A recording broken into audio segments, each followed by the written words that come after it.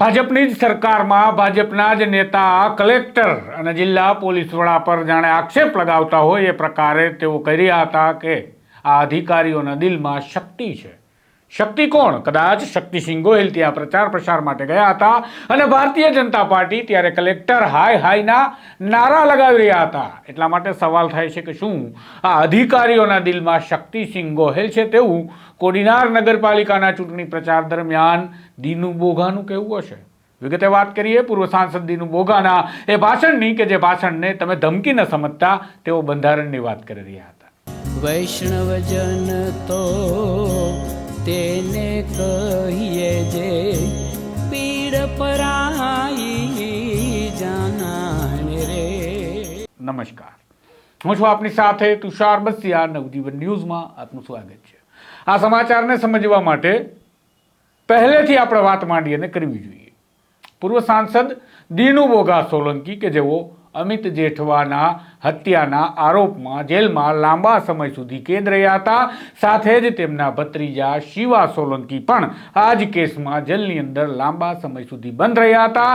ગુજરાત હાઈકોર્ટે નિર્દોષ જાહેર કર્યા બાદ હાલ સુપ્રીમ કોર્ટમાં આ મામલો પેન્ડિંગ છે.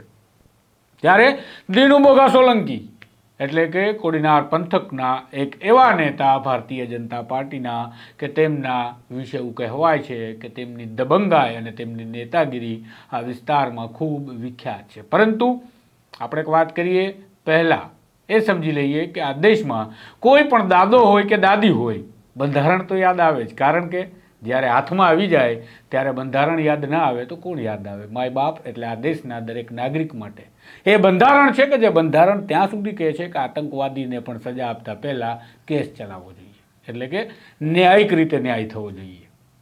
ખેર, હવે આ વાતને આપણે સમજી ગયા તો વાત કરીએ કોડીનાર નગરપાલિકાની ચૂંટણીની કે કોડીનાર નગરપાલિકાની ચૂંટણીમાં પ્રચાર અર્થે કોંગ્રેસના નેતા શક્તિસિંહ ગોહિલ કોડીનાર ગયા હતા. કોડીનારમાં તેમણે જાહેર સભાનું આયોજન કર્યું હતું અને ગોંધરામાં આ જાહેર સભાનું આયોજન થાય ત્યાં આસપાસ ભારતીય જનતા પાર્ટીના ઝંડાઓ, અમિત શાહના કટઆઉટ્સ અને નરેન્દ્ર મોદીના કટઆઉટ્સ એટલે કે પ્રધાનમંત્રી અને ગૃહમંત્રીના કટઆઉટ્સ જોવા મળતા હતા.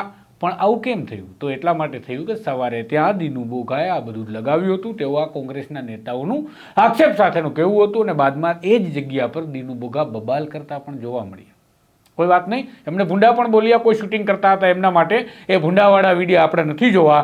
પણ દીનુ બોઘા સોલંકીએ જે ભાષણ જાહેર મંચ પરથી ભારતીય જનતા પાર્ટીની ગઈકાલની સભામાં આપ્યું એ ભાષણમાં એક અંશ એવો પણ હતો કે જેમાં તેમણે જિલ્લા વહીવટીતંત્ર અને પોલીસ તંત્ર પર આક્ષેપ કર્યા હોય એવો. સાથે જ તેમણે આ ધમકી નથી, હું બંધારણીય રીતે લડીશ તેવું છેલ્લે કહ્યા પહેલાં ઘણું બધું કોઈને એવું લાગે કે આ ધમકીના સ્વરમાં કહેવાયું છે તે રીતે કહ્યું હતું.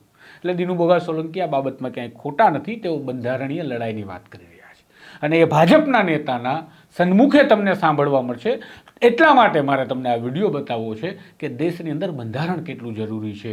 ચૂંટણી હોય કે પછી રાજનેતાઓના આંતરિક વિવાદ કે ડખ્ખા કે પછી બે રાજકીય પક્ષ વચ્ચેની બબાલ, બધી જ જગ્યાએ બંધારણે ઘડેલા કાયદા પ્રમાણે કામ થવું જોઈએ. આજ તો દેશ માંગે છે, પરંતુ જ્યારે બંધારણની વાત બીજા કોઈ કરે ત્યારે આપણે શું કરતા હોઈએ છીએ એ પણ વિચારવું જોઈએ. સાંભળો દીનુ બોઘાનું એ પૂરેપૂરું ભાષણ, જે ભાષણમાં તેમણે કેટલીક મહત્વની વાત કરી છે તેના અંશો અમે તમારા સમક્ષ રજૂ કરી રહ્યા છીએ. ત્યારે તમને ખબર નહોતી પડતી કે કોંગ્રેસની દાદાગીરી કેવી છે. એક ખેડૂતના દીકરાને તમે ટાડા જેવા કેસમાં દાખલ કરાયો. તમને એ વાતની પણ ખબર હશે કે પછી પણ તમે પાછી ખૂબ મહેનત કરી. આ જ કોંગ્રેસ વાળાએ મને શિવાને પણ પાછા એ લોકોએ જેલની અંદર ધકેલા અને ગુજરાતની વડી અદાલતે અમને નિર્દોષ જાહેરાત કરી અને આ તમારા કોંગ્રેસના મોઢા પર તમાચો માર્યો. હવે તમને બળતરા થાય છે તમારા કોંગ્રેસના મિત્રોની અને હવે તમને કોડીનારમાં ગુંડાગીરી દેખાય છે. બે સત કહું છું, છાતી ઠોકીને કહું છું કે આ શહેરમાંથી ને તાલુકામાંથી કોંગ્રેસની ગુંડાગીરી કોઈએ નાબૂદ કરી હોય તો અમે લોકોએ કરી છે. અને હજુ બી ધ્યાન રાખજો, મેં ઘણા વર્ષો અગાઉ પણ કીધું હતું કે મારા શહેરના એક પણ નગરજનને પરેશાન કરવાની કે હેરાન કરવાની કે બ્લેકમેલિંગ કરવાની જો કોશિશ કરશે ને તો મેં ત્યારે કીધું તું ચીરીને યાદ રાખજો. હજુ પણ તમારા ગમે એવડા અહીંયા આવે ને એનાથી અમને કાંઈ ફરક પડતો નથી, અને એ અમારાથી ડરતા ન હોય ને તો અમે તો કોઈના બાપથી પણ ડરતા. આવા તો કેટલા આવીને વળ્યા ગયા, પારિયા થઈ ગયા હિંગોડા નદીના કાંઠે. અને અમે અહીંયા અડીખમ ઉભા છે મિત્રો. તમારો પ્રેમ જ્યાં સુધી હશે, આ તાલુકાની અને શહેરની પ્રજા જ્યાં સુધી મને ચાહશે અને મને પ્રેમ આપીને આગેવાની કરવાનું કહેશે ને, ત્યારે આજે મને કે મારા પરિવારને તમે માનશો નહીં, તમે બધા પણ જાણો છો કે અમારી પાસે અમારા રોજગાર, કામ ધંધા, ખેતીવાડી સિવાય વધારાનો સમય માત્ર કોડીનાર શહેરનો પ્રેમ અમને આટલા વર્ષ સુધી દૂર રાખ્યા, છતાં પણ અમારી હારે જોડાઈ ગયા. એના પ્રેમને ખાતર અમે આજે બી તમારી સાથે ઉભા છે. ભારતીય જનતા પાર્ટી આ એક એવી પાર્ટી છે કે એમાં તમને ખબર પડે ને કે ઊંધી રિક્ષા હલાવતો હોય ને એને ટિકિટ ના આપે.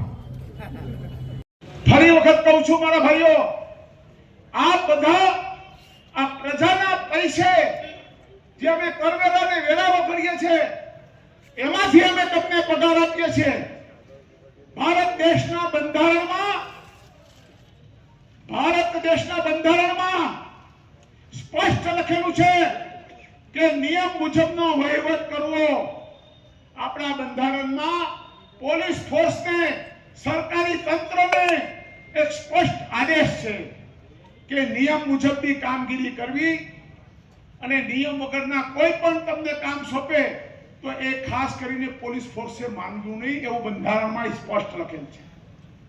અને આવા અધિકારીઓ જો અહીંયા 25 ગાડીને 30 ગાડીઓ લઈને કોડીનારની પ્રજાને કે અમને ડરાવવા આવતા હોય ને તો એ અધિકારીને કહેજો કે ખાંડ ખાય.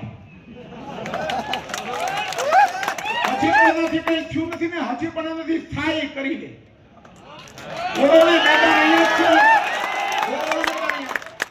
આ તમને ખબર છે, આવો જ એક અધિકારી સરમુખ હથિયાર અધિકારી પેલા આવી ગયો. આપણે પેલી મારી ધારાસભા યાદ કરો, આ જ મેદાનમાં અહીંયાનો પોલીસ ઇન્સ્પેક્ટર હતો. એ કહેતો હતો ને કે હું દોડાવીશ, અને એને મેં હું સંભળાવ્યું હતું, યાદ છે ને? અહીંયા જ હું જીતાડો હતો, અહીંયા જ હું ધારાસભ્ય તરીકે જીતીને આવ્યો હતો. અને આજે પણ એ અધિકારીને એની વાત માનનારા એની નીચેના અધિકારીને પણ કહું છું કે ધ્યાન રાખજો મારા ભાઈ, તમે ચૂંટણી પંચ જોયું છે તો અમે પણ ચૂંટણી પંચ જોયું છે, અને ચૂંટણી પંચમાં ન્યાય ના મળે ને તો અમે સુપ્રીમ કોર્ટ સુધી પણ જોયેલું છે. આ કોઈ ધમકી નથી કે કોઈ ડરાવવાની વાત નથી. અમને બંધારણમાં મળેલા મારે વિશેષ કાંઈ કેવું નથી. મને આમાં ચારે કોરથી મને કોઈ પગ દબાવે તો હાથ દબાવે તો બંધ કરી દે. એટલે હું હવે મારી વાતનો વિરામ આપું, પણ આ બધાને કહું છું, કોઈનાથી ડર્યા વગર માત્ર માથે ભગવાનને સાક્ષી રાખીને તમારો અંતરનો આત્મા કહે કે ભાજપના ઉમેદવાર સારા છે અને અમારા ગામનું ને અમારું કામ કરશે, તો તમે એને ચોખ્ખે ચોખ્ખો 4 મત, 4 કમળમાં જ્યાં પણ આપણામાં કમળનું નિશાન હોય એના પર બટન દબાવી અને પીળું બટન દબાવી અને તમારો મત રજીસ્ટર કરાવશો એવી પ્રાર્થના. વૈષ્ણવજન તો તેને કહીએ જે પીડ પરાઈ.